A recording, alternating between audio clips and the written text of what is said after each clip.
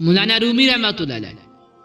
جنتی اور دوستی ہونے کا مدار خیالات اور اعتقادات پہ ہے، اور یہی انسان کی خصوصیت ہے، وگرنہ گوشت اور پوست تو دوسرے حیوانات میں بھی ہے۔ نماز تب مکمل ہوتی ہے جب دل میں شیطانی وسوسے کا گزر نہ ہو۔ زہری گفتگو غبار کی مانند ہے، خاموش رہنے کی عادت ڈال اور اس غبار کو بیٹھنے دے تاکہ تیرے باطن کا راستہ کھلے۔ جس شخص نے اپنے راز کو اپنے تک محدود رکھا وہ جلد کامیابی کی منزل تک پہنچ جائے گا۔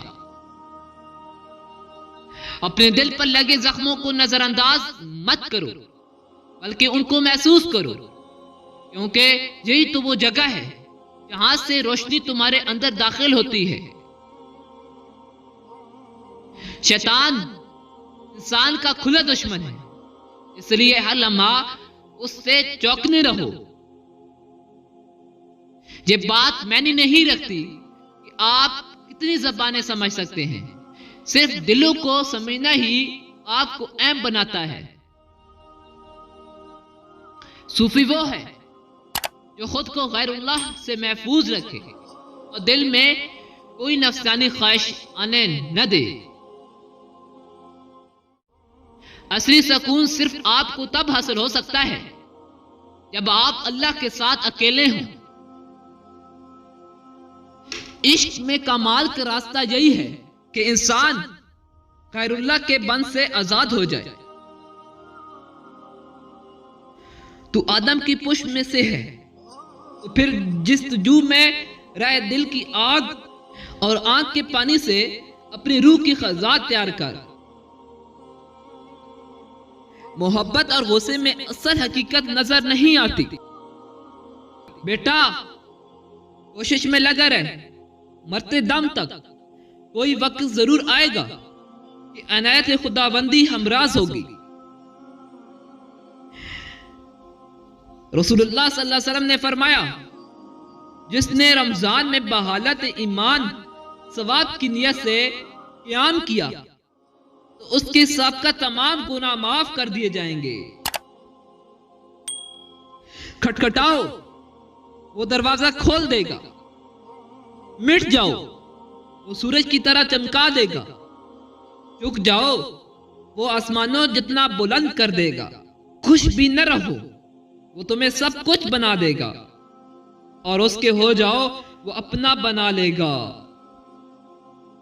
نبی اکرم صلی اللہ علیہ وسلم نے فرمایا، سحری کا کھانا کھایا کرو کیونکہ سحری کے کھانے میں برکت ہے، اور تمہارے سب سے بہترین دنوں میں سے جمعہ کا دن بہترین ہے۔ اے اللہ میری مدد فرما کہ میں تیرا ذکر کروں، تیرا شکر ادا کروں اور تیری بہترین عبادت کروں۔ تو مجھے اپنی محبت عطا کر اور ویسا بنا دے جیسا تو اپنے پیاروں کو دیکھنا چاہتا ہے۔ اے اللہ مبارک کر ہمیں یہ چاند برکت اور ایمان اور سلامتی اور اسلام کے ساتھ میرا اور میرا رب اللہ ہے۔ اختلاف کا بڑا سبب عام طور پر تکبر اور غرور ہوتا ہے۔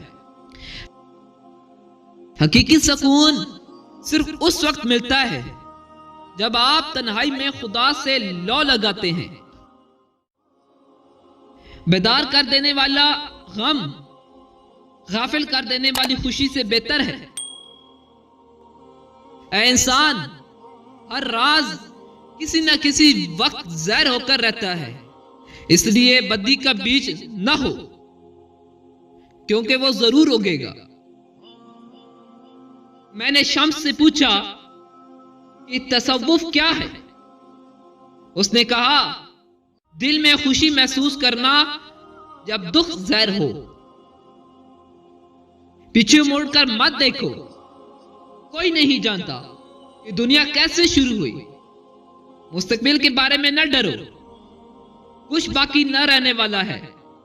اگر تم ماضی اور مستقل میں پھنسے رہو گے تو حال گزر جائے گا۔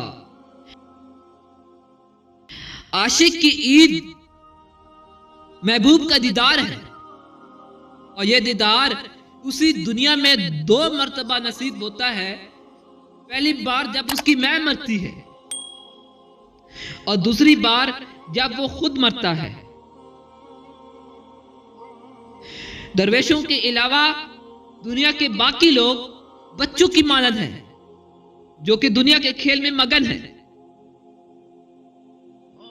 غمگین نہ ہو، جو بھی تو کھو دیتا ہے اسے کسی نہ کسی اور نعمت کی صورت میں واپس پا لیتا ہے۔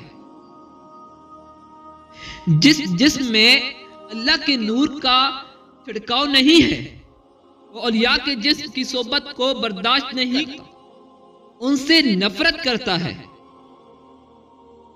زخم وہ روشندان ہے جہاں سے روشنی آپ کے اندر داخل ہوتی ہے۔ اے لوگ، بہت سے شیطان خصلت صوفیہ کی شکل میں موجود ہیں، اس لیے بیت میں ہرگز جلدی نہ کرو۔ رمضان کا انتظار ٹھنڈی بہار کی آمد جیسا ہے۔